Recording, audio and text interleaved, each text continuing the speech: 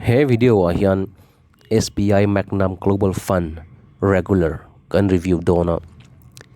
moneycontrol.com website tangin kan endo nani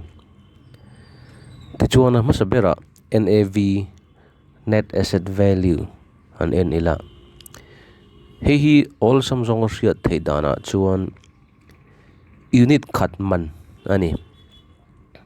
om je chu SBI Magnum Global Fund unit khat hi tunang huna hian chengza somriat paruk le poisom ko pani in alei thei tinani chuan apia loka green color injiak percentage te so kanen chuan ni tina he fund apunna emo atlak niam na emo injiana ania green color ani chuan apunna lam mania red color ani ve thung chuan atlak niam na lam percent ani tichuan heta hian 0.85% green color nia omja chu 15th October 2020 NAV I khanin 0.85% pungin 16 October chuanin chengza somret paruk le posisom ko pani aloni tinania 15th October kha chuanin I chengza somriat panga le posisom level ang vel aloni yang tichuan adota kan enter chu crisil rank ania crisil ranking hian he 2 star ani star chu muthavak lovani chuan returns han enta ila he past performance ania voinni thenga he SBI Magnum Global Fund ina I alo perform down ania 2005 launch ania launch tirte khanin mi in cheng sing khat lo investor se voin October 2020 anga chonin kha processing khat kha singkua le sang rok le sari vela lo ni to anga hi absolute return ang zong chuanin 867% pung ang vela lo nia kumtina apunna annual return kanan en chuanin 16% vela ni omja chu kumtin 16% pung ang vela ni apung thathokat view wani tuna chuan fund portfolio lampang han en vele thung ilam he SBI Magnum Global Fund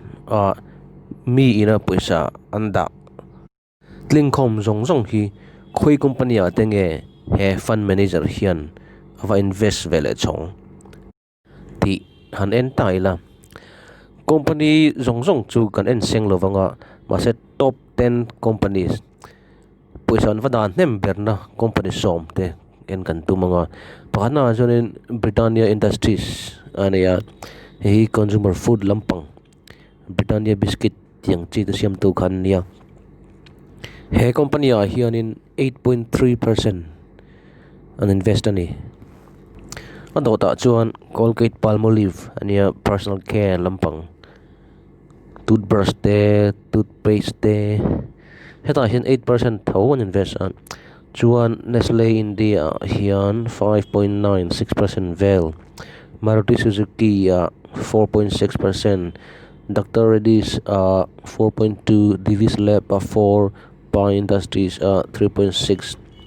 Sanofi India 3.5 P&G 3.3 tiang khan tichuan next scheme details an enta ila hedakan huang hian a fund manager hi Anup Upadhyay ania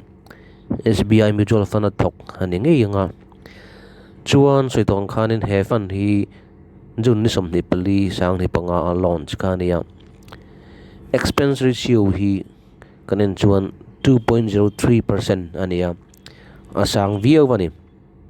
mutual fund invest don reng in expense ratio tiam piang thanturania expense ratio niam piang atha tin lampi chu ni loven fund tharau rawa khanin expense ratio niam jok zel kha thanturani he SBI Magnum Global Fund apo hianin